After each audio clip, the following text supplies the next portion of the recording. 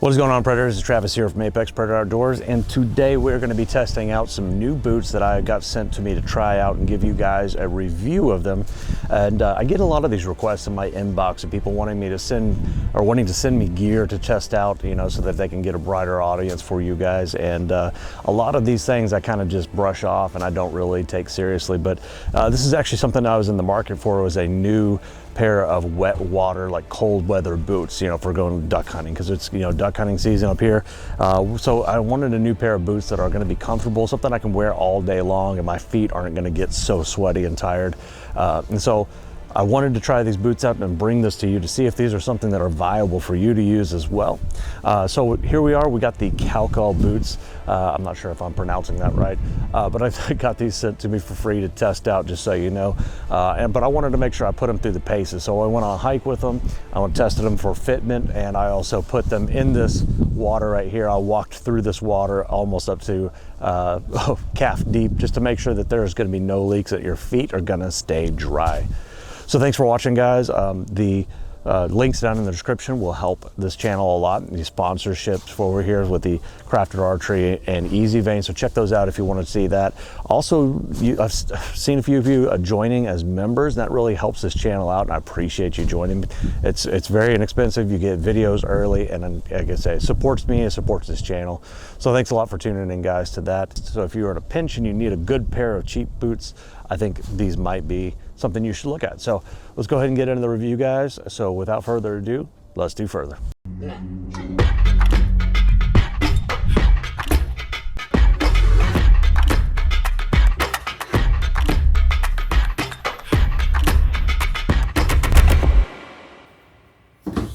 All right, so I got my kicks on here. I'll take these off. Let's go ahead and slide these boots on and see how they feel.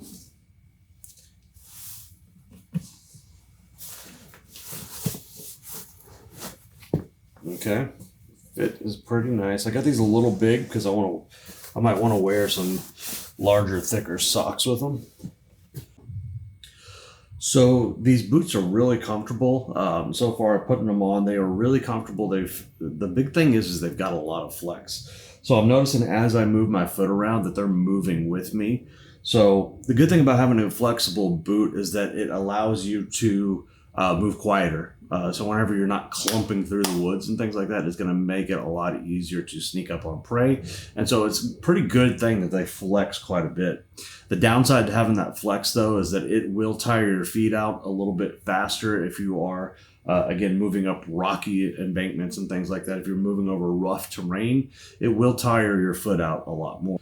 These rubber style boots, or, you know, rubbers as they call them in, you know, Europe, these things are really meant more specifically for short duration hikes and very wet, boggy environments. So they're meant to literally be completely impervious to water, except for water, obviously, that would go over the top of the boot.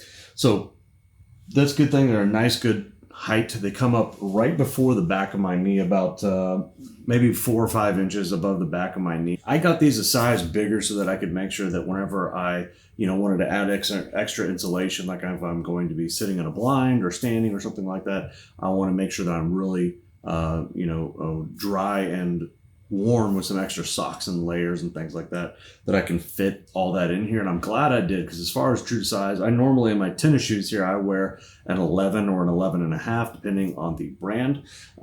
Typically more like an 11. But with these here, the 12 that I got fits pretty good. So if I had a good thick pair of socks on, they would fit like money. So I would get them, especially if you're going to be using them for cold weather, I would get them just one size bigger than what your normal, you know, shoe size is going to be. And I think it's going to fit you great. So without further ado, guys, let's get out there and test it in the field. All right, Predator. So to get this test in, I had to come way out here to the back of my neighborhood. Yep. So we're just going to test this. I've got a little pond here. It's kind of like a little lake, whatever you want to call it, but basically this is where we're going to do the test. Just walking in these now. I've got some extra thick socks on right now, and the snug, tight fit is really nice. There's no slippage. I'm wearing some thick wool socks, and everything so far is going really well. So initial impressions are great, but You can see I'm wearing a puffy jacket because it's cold. It's about probably 50 degrees outside, and that water is probably about the same temperature. So, you know, if I get my socks wet because the boots aren't waterproof, it's going to be painful for me. So here we go. We're going to check this out and let's see how it goes.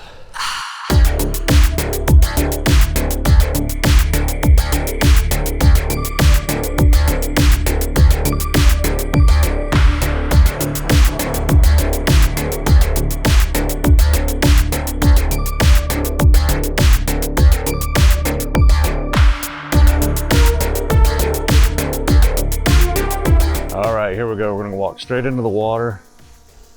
I'm gonna see how well these things are waterproof. So handling the train here, this isn't too rough. The ground's pretty soft, but it's still, you know, definitely pretty soft. I'll say that. So we're stepping in the water here. So far we're dry. So far we're doing good. Getting stuck in the mud a little bit. No issues. No issues yet. So I'm up to ankle easily, and ankle in water. And this isn't very deep right here. It's not super deep. I hate when people leave their trash around here, man. Ugh.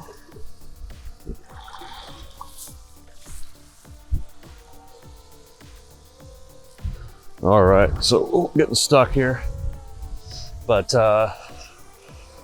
yeah, so far doing good. I'm easily up to the bottom of my calf right there, and it's still doing really good, no issues. I don't feel any water coming in, so I think these things are gonna be good. With them being a little bit more flexible too, what I'm finding is that it's easy to get them out of the mud. So they'll get stuck for a minute, but then it's easy to pull them out because I can flex my toe and bend them and pull them out. So let's go step back over here a little bit and let's just see how it's doing. So just to test the overall durability of the boots, I ran them over with my car real quick. It's not a super heavy car, but I did use the front of the car, so that's where all the weight is. But I just did one in the upright position and one laying down, so I'm kind of rolling over that in two different positions and just testing the extreme durability of these just to make sure that whenever I'm done putting them through some really hardcore stress here, that they are still going to be completely watertight and they're not going to have any broken seams.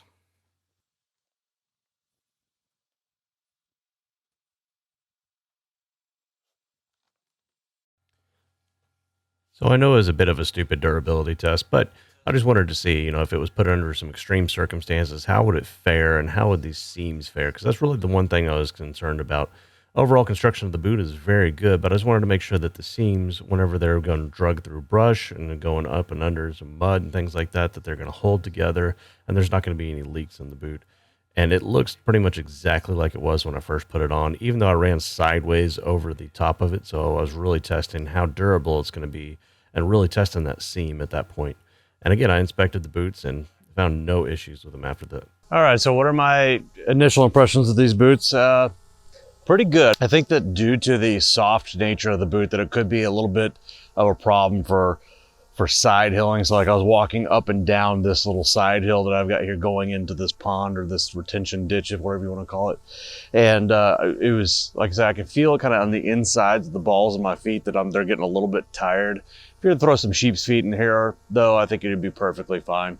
But as far as just walking on flat land, if you're walking to a deer blind and everything, I was walking in this 50-degree or probably even colder water, and my feet were fine. My feet are still warm with just a simple pair of cheap wool socks. And so I think overall, guys, you'll be fine with these as far as temperature goes, as far as, you know, water and keeping them dry and everything is going to be just fine. So if you want to check them out, like I say, I've got a link in the description here, like where you can get your own.